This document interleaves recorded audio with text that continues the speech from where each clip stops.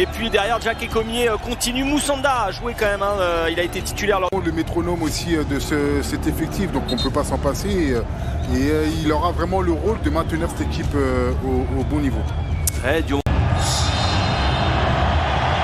Gabon Côte d'Ivoire, le dernier match donc dans ce groupe F, avec la possibilité de se racheter pour le Gabon, même s'ils ne peuvent pas jouer la qualification. Et là, hop, ça se referme, mais attention, petite erreur, Denis Bouanga.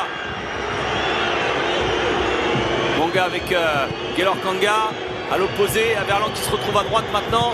Il est plus dans sa position, la frappe est repoussée. Et l'ouverture du score, elle est pour Gaylor Kanga. Oh, la faute de main d'Alban Lafont. Et les Panthères sont devant, avec un peu d'envie, avec cette frappe d'Averlan. J'ai envie de dire anodine, parce que déjà il y a cette mésentente, cette mauvaise décision, derrière la bonne temporisation de Bouanga. Et ça, ce bon ballon de Kanga. Ici, Averlan fait la différence, juste pour se décaler, frapper ce ballon n'est pas si difficile que ça. Et c'est Lafont qui se loupe complètement, hein, sur cet arrêt, parce que le ballon, alors qu'il ne la capte pas, c'est une chose, mais qu'il la remette dans l'axe, justement en faveur des Gabonais, ça c'est encore plus difficile. Ah, il n'a pas su comment le gérer, ce ballon. Et ça aussi, c'est le gardien qui joue pas beaucoup.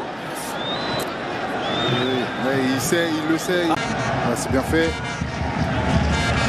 Wilfried Zaha qui a mis ce ballon dans la profondeur. Là, il y a pénalty. Il y a pénalty avec cette faute de Poko. Alors attendez, il y a peut-être une position de hors-jeu. Ah oui. Oui, mais au départ, il montre le pénalty, hein. Oui. Omar Hartan.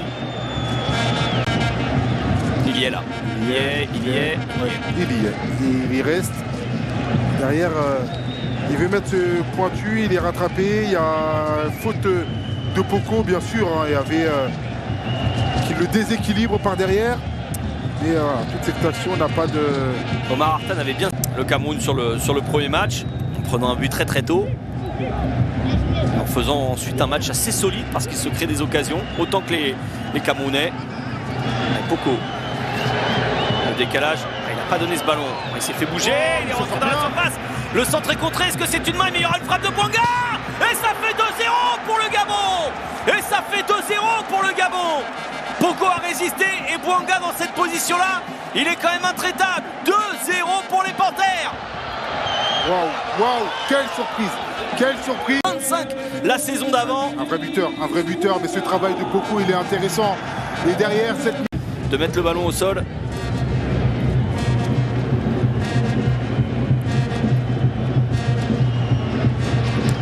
Oui, il est bien joué ce 1-2 avec Diakité. La frappe premier poteau. Bécalé qui pousse en corner. Diakité. Non, c'est un peu quoi? C'est passé. C'est passé quand même avec la possibilité pour Kessié de mettre ce ballon en retrait. La fin de frappe, la frappe sur le poteau. Il vient d'écraser le poteau de Bécalé. Frappe d'Omar Diakité. Mettant ce petit ballon, là il est rattrapé rapidement par Lemina parce qu'il était en perte de vitesse. Et voilà, cette feinte là, ce beau contrôle qui lui permet d'avancer.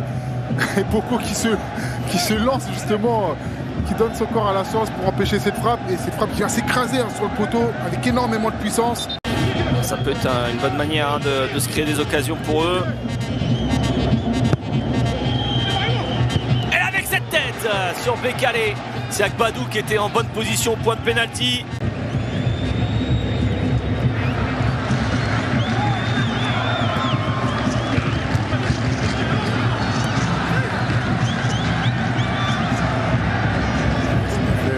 Ils sont sortis un peu de la densité avec un très bon ballon sur le côté pour Zaha. Zaha qui va remettre pour Jean-Philippe Crasso. Il n'y a pas du tout de position de hors-jeu. Crasso qui va relancer la Côte d'Ivoire dans cette rencontre. Ouais, c'est bien fait juste avant la mi-temps. Largesse et surtout de ce décalage, trouver des joueurs dans des zones libres. Et Zaha avec beaucoup de lucidité.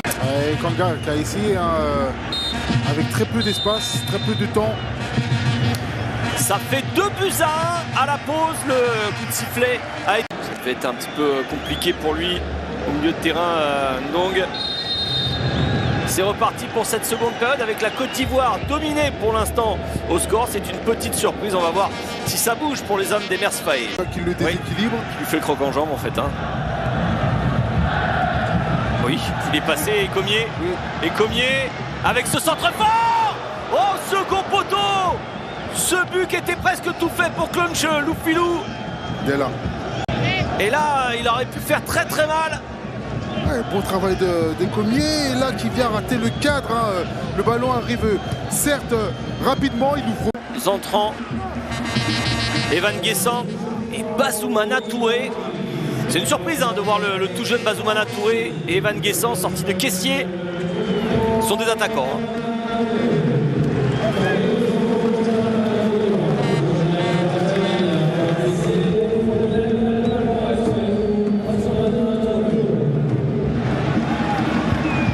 C'est Zaha qui sort.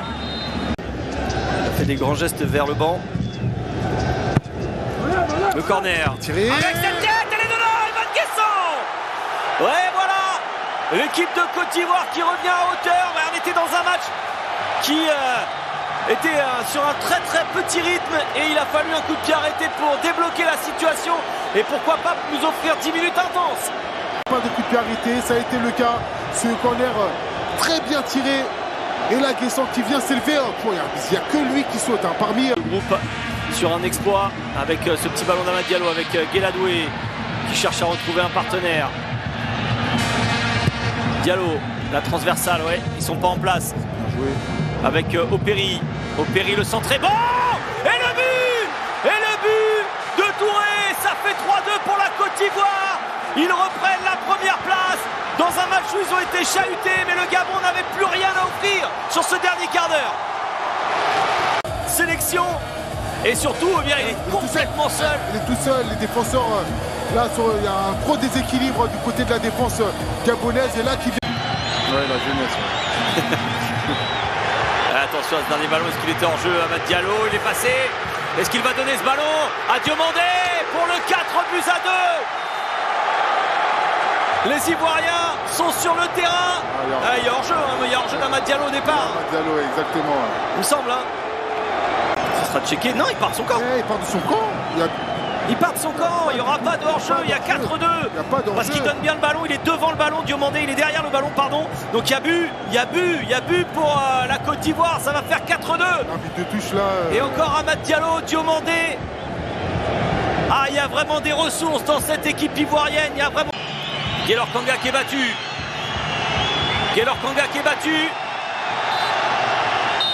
C'est terminé. La Côte d'Ivoire s'en est sortie, menée 2-0. Les éléphants s'imposent 3-2 grâce à leur jeunesse sortie du